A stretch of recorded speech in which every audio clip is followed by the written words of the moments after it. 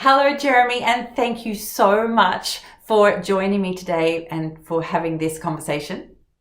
It is my pleasure to be here. Yay! Excellent. Okay, so we're going to start with, can you just tell us your early experience of piano? Sure. So I got unbelievably lucky on a number of fronts.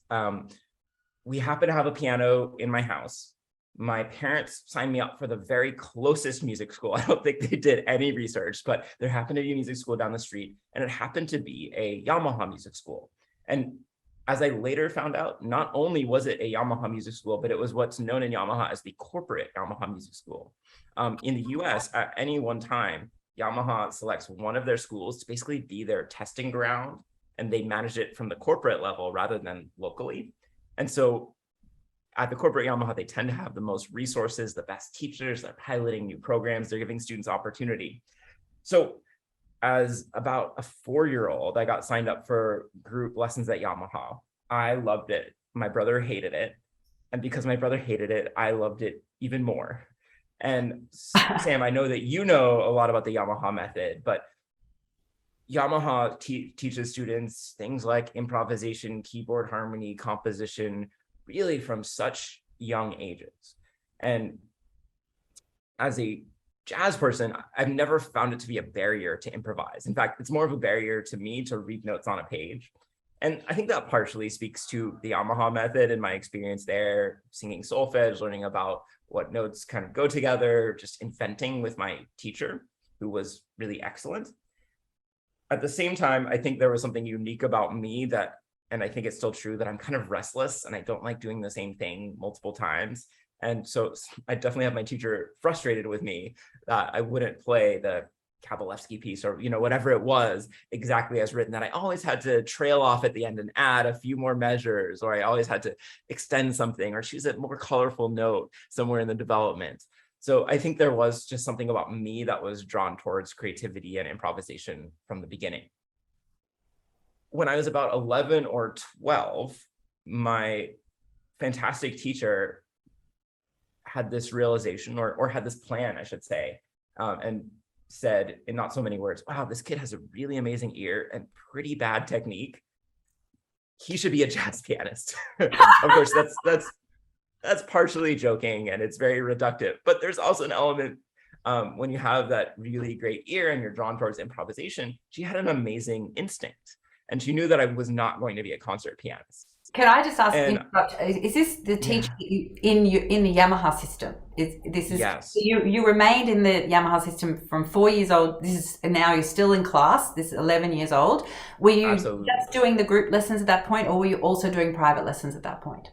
I was doing both group and private, and starting probably about 7 or 8 years old, I was doing both. And I was lucky enough to be in a junior special advanced course class, which was really just a fantastic opportunity, where it was really high level students across the board, including one of my colleagues in that class ended up going to the Curtis Institute and is now doing a lot of composing for orchestras and really kind of incredible stuff. So I had really great colleagues at Yamaha. And did you ever go to So Japan? yeah, Did you ever I compose? did. Yeah, I got to go to Japan as part of the junior original concert, the JOC program, twice, it was so life changing for me to participate in that program every year. If you guys don't know about that JOC program, maybe it's popular in Australia. Yeah. They kind of insist it's not a competition, and yet people are advanced towards the local level, the national level, and the international level. They write one piece per year, could be kind of any style, any instrumentation. And if you get to these upper levels, they hire professional instrumentalists to play with you. So I get to play with these professional drummers and bass players and horn players. And it's just really changed my world to be writing music and having it performed on that level. Were you writing jazz type compositions at that point for JOC?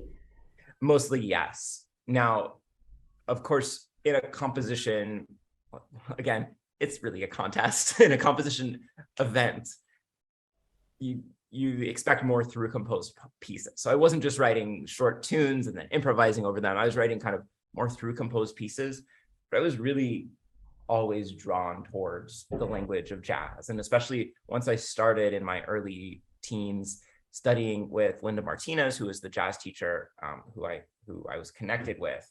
My mind was just like so opened up at the different jazz styles and harmonies that I really wanted to try to write pieces in ragtime styles, in jazz fusion styles, or modern jazz styles. And one of my pieces, you might be amused, was named Mashed Patata Jazz Sonata. Um, which eventually the Yamaha bigwigs apparently objected to because it didn't technically follow the sonata form, which is fair. But I was obviously just going for the rhyme. That's brilliant. That is amazing. Could I just circle back to your comment that someone labeled you as fantastic ear, bad technique, better should be a jazz pianist? Um, I'm often in awe of the technique of jazz pianists, and you have what I consider to be amazing technique. What's the definition of a bad technique versus a good technique? Well, thank you. And it's worth saying that my technique completely transformed. I decided to get serious about piano when I was about 15 or 16, and I knew that that was my absolute weakest link. I knew that I could coast on my ear, and that's what I had been doing for a really long time. So starting, I think it was one of the summers between years in high school, when I was about 14 or 15, I decided to spend 3 hours a day just on technique. And I don't consider, compared to a classical pianist, I don't think I have, amazing technique. I can't play the Chopin etudes the way that a great classical pianist could, or even a good classical pianist could. But I get around the piano much better now, and can say most of what I want to say. So I think tradition. Sorry, I'm just so curious. Yeah. 3 hours a day that you spend on technique. What technique? I can't remember exactly, but I had it mapped out. I was a very focused 14 or 15-year-old. I was doing a whole hour on scales, a whole hour on arpeggios, and then an hour on etudes, or something like that. I just decided that I'd had enough and I wanted to turn it around. Amazing. So in your opinion, does having a good technique, is that synonymous with just knowing your way around Western tonal tradition, diatonic scales, and arpeggios? As opposed to simply being able to play fast or being able to play octaves? So it's a really interesting question in the jazz world, because we would look at a lot of our greatest jazz pianists, Thelonious Monk maybe being chief among them, and say, ooh, that technique does not look good. In a jazz definition, I would probably define technique as being able to execute whatever you hear in your mind exactly as you intend it. And of course, in the jazz tradition, we have pianists like Art Tatum and Oscar Peterson and, Chick Corea in more modern times, who just are absolute wizards and virtuosos of the piano by any standard. And so, being able to execute all those Western things, all those Western technical elements, certainly is a place on that path. But I've heard people talk about jazz technique as being different than classical technique. In jazz, we use harder accents. We might, we might have different fingering patterns because we need to be more flexible in our fingering instead of prepared. So, I think it's a bit more open to interpretation than technique in the classical world. But I think in both cases, technique has this goal of being able to execute the thing that you want to execute. For a classical musician, it's probably the standard Western repertoire. For jazz musicians, whatever you might envision in your head. Yes, and if you can't play C major scale or a C major arpeggio particularly fast as a jazz musician, does that really matter? Like, are you going to, when would you have cause to do that? Well, I think it's an indicator, right? If you can't do that, then you probably haven't practiced some essential fingering habits. That's, of course, like our training grounds, like a weightlifter bodybuilder for gaining speed and accuracy. Right. So maybe you've done that somewhere else. It's certainly possible. But if a jazz pianist came to me and couldn't play a C major scale with correct fingering at a good tempo, I'd probably say, something's probably wrong here. I'm not expecting great things from this person. Okay. That's so interesting. Okay, so your classical, when you basically, and when you're 14 or 15, you decided, I really got to get this done. And so then you firmed up your technique, but then you must have also been playing a lot of jazz at the time. Yeah. Starting in high school, I had a really great community. And this is one of the things where I think classical learning is essentially different than jazz, that jazz almost has to be done in a community. I don't see a lot of successful jazz musicians, especially younger jazz musicians, who really graduate to the next level in terms of just being a confident improviser and member of a band, who don't play with others on a regular basis. So I happened to go to a public high school, but it had a really nice jazz program, and I met 3 or 4 other musicians who were as into and interested in jazz and proficient at jazz as I was. And we formed bands and we would play all the time. And so, yes, I was practicing jazz, and I had this jazz teacher and jazz assignments, and I was getting the chance to play it. And just logging that time on your instrument is so essential. And maybe I'm going on a digression here. Sam, you've been in my class, so you've heard me repeatedly compare jazz to learning a language. And I think from a teacher, you can learn the elements, you can learn the grammar, you can learn the pronunciation, you can learn all those basic elements. But to really learn to speak, you have to be doing it, right? You have to be immersed, having conversations, coming up with things off the cuff. And that's so true about jazz too. We have to log those hours playing. It could be by ourselves, but it's so much more interesting and inspiring to do it with others as well. That is quite something that I hadn't really realized before. Like what you're saying is that jazz has to be that's the biggest difference from classical, that it's a community thing. And so therefore, I don't know about biggest, but that's one big difference. Okay, all right, fair enough. So but it's almost a self-fulfilling prophecy then, because if you are learning classical piano, you are isolated, you are solitary, and that's the nature of the repertoire. And you don't, I mean, there's the odd times where you might play a duet, but you don't really seek out ensemble playing typically in the young classical pianist's journey. Whereas, yes, in the jazz world, it's almost dependent on seeking out others in order to become a good jazz musician. So if you are solitary, you're going to have to make a big effort if you want to be exposed. So as classical teachers, we need to communicate this to our students more, that the best way they can, if they say they want to learn jazz, the best thing they can do is jam with a few friends. Just get together and do it. Yeah, absolutely. And of course, most jazz musicians learn through mentorship.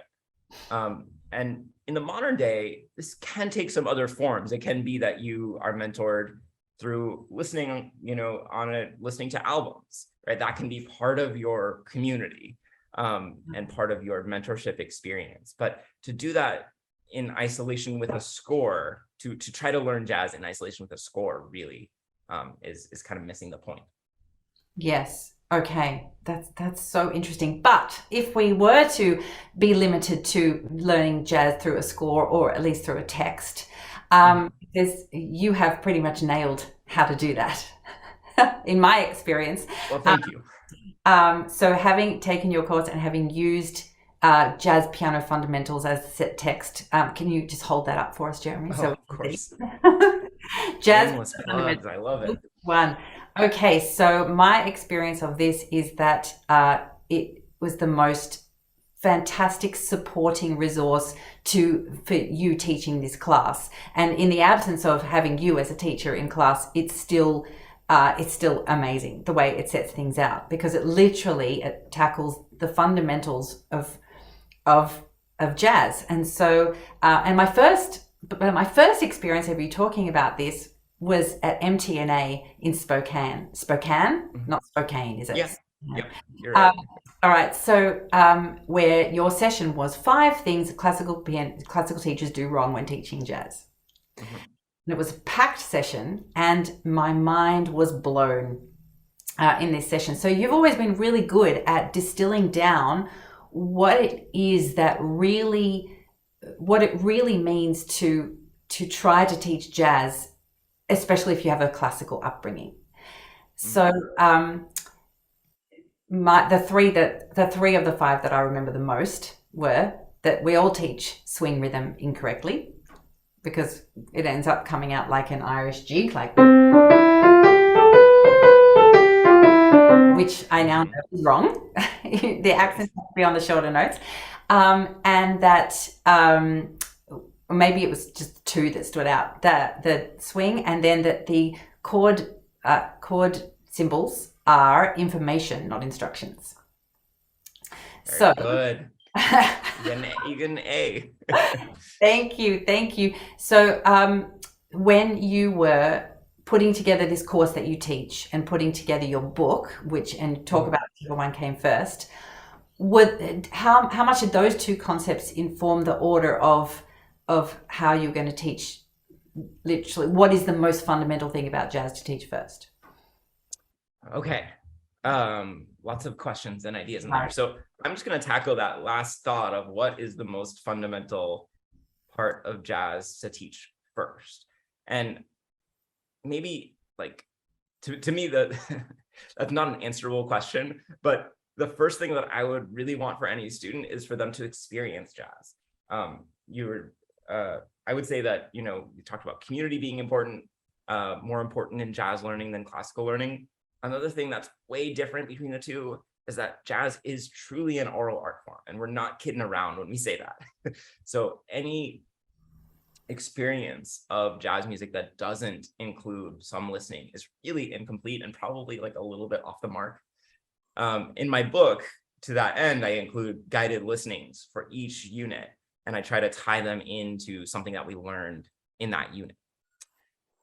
So again, if we go back to the language metaphor, if you've never heard French, right? If you've never heard anybody speak French, it's going to be pretty hard for you to dive in and have a decent French accent. So the first thing that I would do with any student, and this is whether they're playing a notated jazz piece or whether you're working on specifically jazz improvisation, would probably be to play something for them. And ideally to guide them through it. You're free to use my guided listenings from Jazz Piano Fundamentals. The very first one is Freddie Freeloader from the iconic Miles Davis album, Kind of Blue. Of course, there's no rule that says you have to start with that piece. There's a million great jazz tracks that you could start with. And then probably the rhythm, and you mentioned swing rhythm is really at the core of what we need to know about jazz. I think so often we get really bogged down with scales and arpeggios and modes and all of this stuff. And of course, that's out there, that's real. But yeah, from my presentation, I mentioned that swing rhythm, the big misconception is that it's about timing. It's about this dot, dot, dot, dot, dot, dot, dot. But it's actually articulation that defines swing rhythm. And we need to really understand that articulation, which we can do both intellectually, but probably ultimately we need to do it orally as well in order to really understand swing rhythm. So I think a lot of the beginning of the book has to do with understanding swing and how to practice it, how to use mnemonic syllables to explain it or to simulate it with your voice, and then how to listen for it in tracks. What does the drums do? What do the bass do? And then what ultimately is the role of each instrument as you play a jazz standard? Yes. So just circling back to you saying that it's an oral tradition, you have to have listened to jazz. You can't if you never heard jazz, you're not going to be able to play it. There's a lot of what I would call notated jazz out there, like the composers like Christopher Norton, Elisa Milne, Karen Bailey in Australia. They made jazz accessible to me by writing these pieces that I could just read. I didn't have to make them up, and I could sound like a jazz pianist. But I've tried teaching these to students who've never listened to jazz, and it doesn't sound right. It doesn't matter how much you try to play what's on the page. Yeah, if you haven't listened to it, you can't get that jazzy feel into it. So Freddie Freeloader is a pretty do you have any recommendations for jazz listening for younger students who are just trying those those it's like educational jazz piano music. It's not it's like first exposure to swing rhythms and seventh chords and things like that. Is there anything slightly easier to listen to than like for younger? Miles Davis. Yeah. So I'll throw out a few recommendations. So I've had mentors say that most pianists get into jazz piano either through Oscar Peterson or through Bill Evans. And of course, these are both very sophisticated jazz pianists. I don't know that they're easier necessarily than Miles Davis, but Oscar Peterson especially is very accessible because he has this very joyful blues-based and virtuosic style. The first album I usually send people to, well, the first two would be either Night Train or We Get Requests. Those are two albums in which Peterson's group really sounds more like a big band, like they're a jazz trio simulating a big band. And so there's less really virtuosic runs, and it's more just exciting ensemble playing. Similarly, some Duke Ellington or some Count Basie, these big bands are a great way to introduce students to jazz because there's all these different sounds. And, especially in that real big band era, people were making lots of interesting effects with their horns. So I love the Duke Ellington album, Blues in Orbit. I think that's a really nice one to start with, but there's so many great Duke Ellington albums. I mentioned Count Basie. The Atomic Count Basie is a really beautiful, exciting album. That might be a nice one to start with. Errol Garner is also a jazz pianist who just plays with this incredibly joyful style. I think it's pretty accessible. It's very dynamic. So those Concert by the Sea is the best known Errol Garner album. So those would be some places to potentially start. That is awesome advice. Thank you. That's fantastic. So you've written Jazz Piano Fundamentals, and then you've also written Playing Solo Jazz Piano. Do you want to show us that one? Show us that cover. Absolutely. Ta-da. Yay. Now, what's the difference between these publications? Right. Yeah, so Jazz Piano Fundamentals is basically for somebody, maybe somewhat like you, Sam, who has a strong or somewhat strong classical piano background and has pretty limited experience with playing jazz, reading a lead sheet, and really needs those fundamentals. So I label the book as for basically months 1 through 6 of private lesson study. So if somebody came to me, Sam, if you came to me and wanted private lessons, we would go over one of those. There's 12 units. We'd go over one every 2 weeks. And by the end of it, you'd be pretty capable of playing in a jazz group.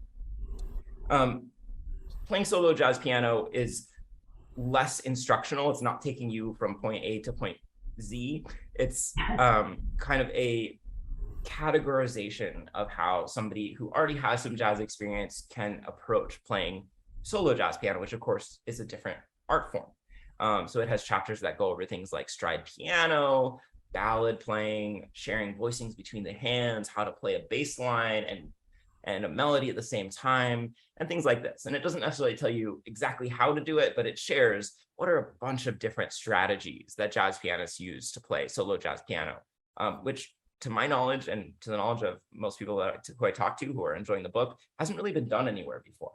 So I wouldn't really pick up playing solo jazz piano unless you already play some amount of jazz. But Jazz Piano Fundamentals is for somebody like a piano teacher who doesn't have jazz experience. Okay, that is good to know. And both of those books are supported by your awesome YouTube channel, which is amazing. How many subscribers do you have now? I'm approaching 6,500, I think. That is fantastic. And so there are little QR codes like that you scan throughout the book that take you to the YouTube channel where you are just explaining that concept in video format, or you're extending it further than the book. Is it meant to be like a complementary resource to the books? Yeah, exactly. I would say it's complementary. So it's just in Jazz Piano Fundamentals, I have the QR codes. Right. And I wanted to make sure I had somewhere where I was playing all of the examples so that you could hear, especially as we're talking about things like swing feel, you could hear how I would play them. And then I do explain, and sometimes I'll get an idea as I'm explaining and go a little bit sideways from the book, or I'll just reinforce by explaining the same concepts in the book in a different way. And the book also has links to all of the tracks for the guided listening. And as you scan the QR codes, there's some written practice in Jazz Piano Fundamentals, and all the correct answers. To what degree there are correct answers are in there as well. Ah, brilliant. Actually, could you just give us a quick demonstration now of swing as it coming out wrong, like when it's the way classical teachers will approach it, like the purely rhythmic and not articulation, and then play the same thing with our swing sounding right? Yeah, absolutely. So again, the thing to remember here is that swing is really about articulation rather than rhythm, because we can actually play swung straight 8 notes. So I'll show you how. So typically, as you demonstrated earlier, when somebody who's not experienced in jazz plays swing, They will play it with the correct kind of ratio between the two eighth notes, with the first of each pair of eighth notes getting two bits, two triplets to one in the second eighth note. But it's only natural to put a little bit more weight on the onbeat eighth note rather than the offbeat eighth note. So typically people will play this.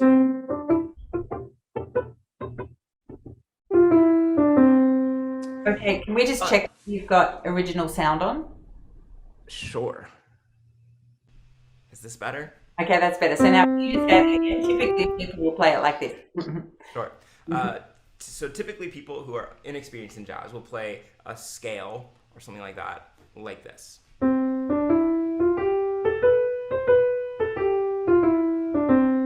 And technically, based on that little icon that you see in the corner of any swing piece that's notated of 2/8 equals triplet eighth, technically that's correct. But the rhythm isn't emphasizing the syncopation, right?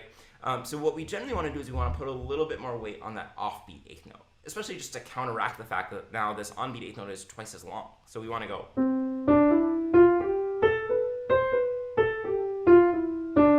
And you can hear that the rhythm is kind of immediately transformed by that difference in articulation.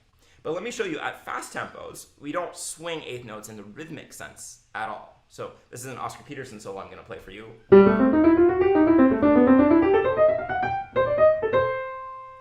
Right? And yet, when we add accents, we can still imply a swing feel. And it's partially the accents, it's partially the shape of the line, which will emphasize the offbeats. But let me play it for you with no accents first. So I'm going to do my best to play it exactly evenly. Okay, it sounds okay. But as I add accents, now all of a sudden it pops to life, it becomes three-dimensional. We can tell that it's in a swing feel. And you can think of just about any jazz line as, if you can't play it as a drum solo and it would be interesting, then it's probably not really rhythmically worthwhile, right? So if it's ducka ducka ducka ducka ducka ducka ducka ducka ducka ducka, that's not interesting. If it's ba ba doo ba doo ba dum da ba doo ba ba doo ba dum da ba dum da, right? If there's those accents in there, that's what really give the rhythm its life in terms of really feeling like swing instead of just simulating swing through some eighth note little trick. That's wonderful. Thank you. And so now, if a lot of the teachers watching this are going to be teaching students who are nowhere near capable of playing anything like that Oscar Peterson thing. So what would you give as a first exercise to try and play swing in a swing feel? Yeah, so a five-finger pattern is a great place to start, excuse me. So,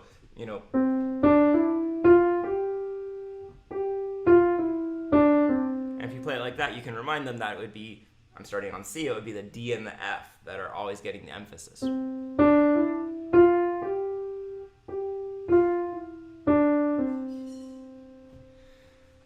And it's hard to do. It's actually counts for when you've learned classical piano. It actually is quite counterintuitive to do that, and it takes practice. Definitely. So, and then how would you spice that up with putting like a nice sounding chord in the left hand, just so that it sounds more jazzy to them when they're doing it at home? Like, let's say if you've got a 12-year-old who says, "I want to play some jazz."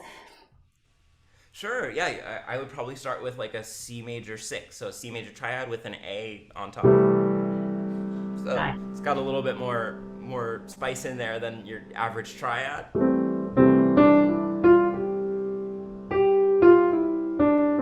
Lovely. That'll be a nice little place to start. Yep, and then all the mums and dads of these students at home are going to go, "Oh, you sound good," and that's all they're playing. So that is really cool. So I have another question. Okay. A lot of people think that being a jazz pianist is just some sort of innate ability rather than being learned. Like people say, "Oh, if you're a classical pianist, you clearly learned that." Whereas if you're a jazz pianist, somehow it was just innate. So what is your opinion? Do you think that is a misconception? And what is your opinion on innate versus learned jazz? So I think in any pursuit, especially artistic pursuit, there's a combination of talent and work, right?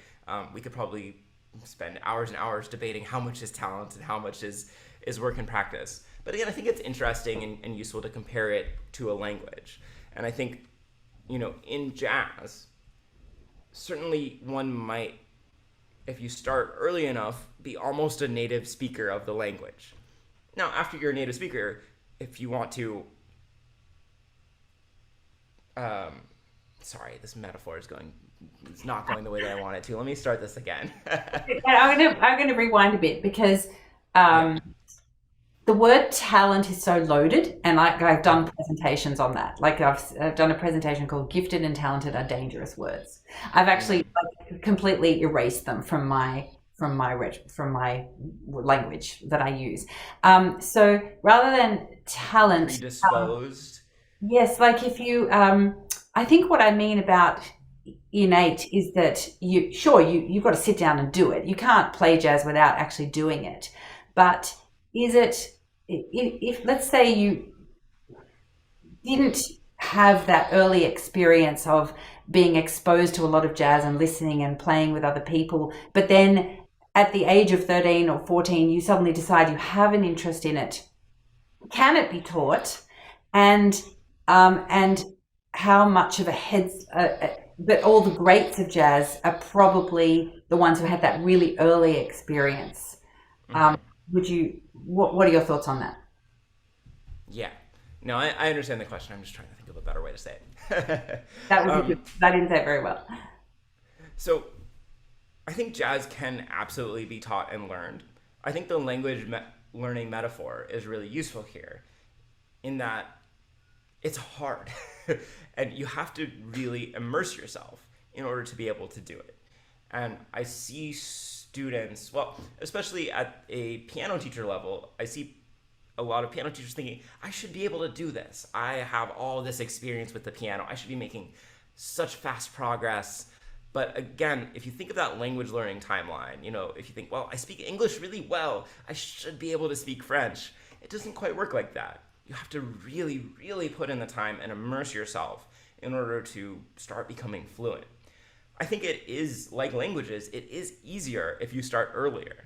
I think if you start improvising and if you start feeling comfortable with chords from an earlier age, then it is much less intimidating. And I think I see some of my young students picking it up kind of faster. Um, but if the question is, can it be learned? I think absolutely it can be learned. So I don't, it might be difficult, but nobody should assume that it's an impossible task. Absolutely. So maybe the misconception is that when jazz pianists have that immersion early on, and they've had this exposure and they feel so comfortable with improvising and composing, Mm. that it seems as if it's just coming from within them, but actually they've just practiced that. It's practicing that. It's practicing playing in that environment and producing music in that way, just the same as you would go practice classical sonatas. So you get good at whatever you do the most. Yeah, I mean, I agree, but it's not just the same as practicing classical sonatas because what you do in the practice room is so different. I think it's really tricky. You have to be so self-motivated as a jazz pianist because the goals are not as clear as I want to play this Haydn sonata, I want to get all the notes right, I want to have dynamics, I want to be expressive, right?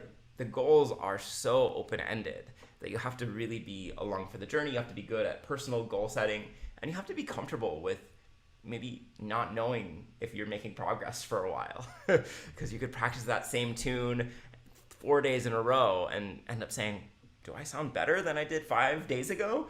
And it might not be clear. I mean, first of all, because Yes. it's always hard to see our own progress, but second of all, because just like learning how to speak a language, you don't necessarily make progress in this linear fashion. So it does take a lot of leaps of faith to practice jazz, but I see in my students who are putting in consistent time that they are making progress, that they're getting better week to week, month to month, even if it's not in these obvious measurable ways that it is as we practice classical piano. So it's just so important for teachers to realize that this is a a very different skill. It's not a skill that we just should somehow be able to segue into because we're so well trained classically that, oh, you know, if we just dabble in it, we should be able to do it. It's takes immersion and time and it, yeah, you've got to put in the hours to, just like any skill really. So Yeah. do you think though that can learning jazz, does learning jazz make you a better classical pianist? That's a great question. Of course, I want to say that the answer is yes. And I think there are a lot of skills that you can learn as a jazz pianist that translate into classical music. Of course, you have to be more reliant on your ear as you learn jazz than you do as a classical pianist. You are also playing in ensembles more and you're learning to play with others. Oftentimes, I find that jazz musicians have better time and tempo and rhythm than classical pianists do. You're learning to be really intentional about articulation as you experiment with other articulations. There's a lot of two-handed coordination that seems maybe easy when you watch a jazz pianist. That's actually quite difficult and could translate into difficult classical music. There are a ton of elements that I think just open you up as a musician. Of course, am I saying that if you want to win the Van Cliburn, you should really invest all of your time studying jazz? Probably not, right? Like, you're going to need to spend every waking moment practicing your repertoire and doing that. But if you want to be a well-rounded musician, if you want to be a better sight reader, if you want to know more about theory and really understand it, then practicing jazz is a really great and fulfilling way to get there. Yes. Well, I would say that having done the level one of your course, it has really revolutionized so many things for me. I listen to jazz differently and I listen to classical music differently. Mm. And yes, there's so many things that I notice and appreciate more as a result of having explored this whole other genre. And it's just a wonderful thing. I think for classical teachers to be able to respond in a positive way, if they have students who say yes, oh, I'd really like to learn a bit of jazz, um, it is accessible through the materials that you have provided. But I just, as one last thing, I just wanted to ask you, what would be your biggest tip for classical piano teachers if they've decided that they want to bring jazz into make jazz part of their comfort zone? What would you suggest? Yeah. So again, my probably first and last thing would be really listen, really sit down with recordings. I think another tip would be don't try to do too much too fast. Don't assume that because you understand something, you can execute it and you can be creative with it. Slow down and get really deep into the materials, and don't get frustrated if you don't, master something in the first couple of weeks. So those would be two tips to start with. Some other tips I'm thinking of from my books. Another one is learn rules and then learn to break them. Right? Jazz, from an outsider's perspective, people often think jazz, it's all about freedom. You just kind of do what you feel, man. And of course, we all want to get to that place where we are just completely flowing and expressing ourselves through the music. But in our practice, we need something concrete to aim for. So we should learn rules, master exercises, master passages with discipline, and then figure out, okay, how can I vary this? How can I make it my own? How can I break that rule? So those would be a few tips to start. That sounds wonderful. Thank you. All All right. right. Well, it's always great to spend time with you.